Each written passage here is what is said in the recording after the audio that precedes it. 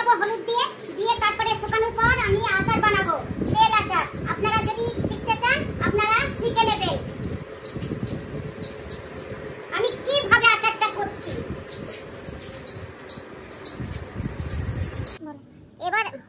এবারে হলুদ মাখিয়ে কাটা হয়েছে, হলুদ মাখিয়ে এবার আমরা তারের মধ্যে কাপড় পেতে শুকাতে দিচ্ছি। 1 রোদ কি 2 রোদ দেওয়ার পরে ব্যাস আচার বানাবো। হ্যালো বন্ধুরা, আমি এখন আচারটাকে পুরো কমপ্লিট করব। আপনারা দেখুন তেল ঠান্ডা করে গামলার মধ্যে নিয়েছি। এবার নুন দেব আন্দাজ মতন, তারপরে হলুদ দেব। হ্যাঁ কেটে দাও মা। তারপরে কালার লঙ্কা দেবো, দেখতে একটু ভালো হবে, দেখতে ভালো হবে, কালারটা আসবে। নুন, তারপর কালার লঙ্কা, এবার হলুদ দিচ্ছি। হ্যাঁ আন্দাজ মতন সব দেবে।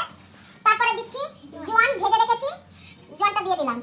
তারপরে এর মধ্যে সরষে, শুকনো লঙ্কা, মেথি, জোয়ান, মৌরি আর তোমার কালো জিরে, এইসব মশলা করা হয়েছে, গুঁড়ো করা হয়েছে, সব ঢেলে দিলাম এর মধ্যে।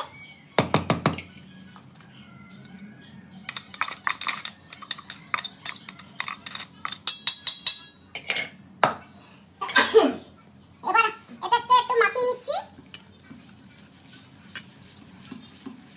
ভালো করে একটু মাখিয়ে নেব। এবার মাখানোটা হয়ে গেছে, এবার অল্প অল্প করে আম দেবো এর মধ্যে। এরকম করে মাখাতে হবে, ভালো করে অল্প অল্প দিয়ে আমি মাখাবো, তাহলে আমটার মধ্যে সব মশলাটা ঠিক মতন মিলবে। দেখুন কিভাবে দিচ্ছি। গামলিটা আমার ছোট হয়ে গেছে, মাখাতে একটু অসুবিধা হচ্ছে। তোমরা পারলে বড় গামলা নিয়ে মাখাবে, হয় না তো বড় থালি।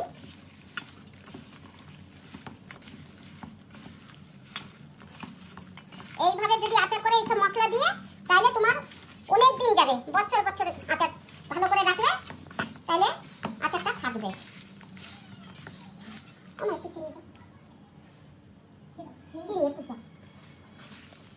সামান্য একটু চিনি দেবো, তাহলে টেস্টটা ভালো আসবে।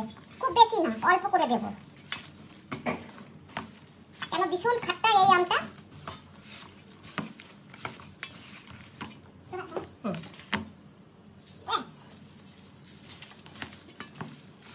এটা হচ্ছে আমাদের হিন্দুস্তানি আচার।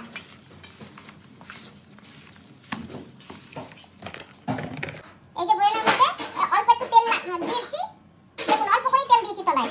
এবার আচারগুলো আমি এর মধ্যে ডালছি।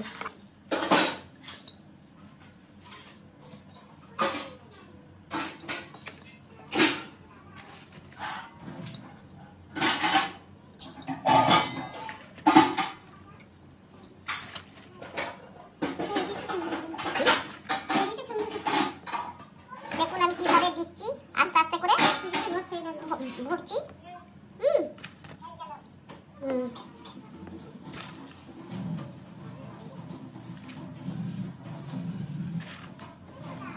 এবার অন্যটাই করবো। দেখুন বেশি তেল দেবো না, অল্প দেবো তলায়। এবার আবার আচার আমি এর মধ্যে দেবো, আমি মশলা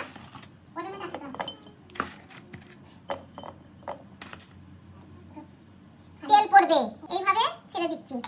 আবার তেল এখন তো কম তেল দিচ্ছি, আবার কালকে আবার বেশি করে একটু তেল দিয়ে দেবো।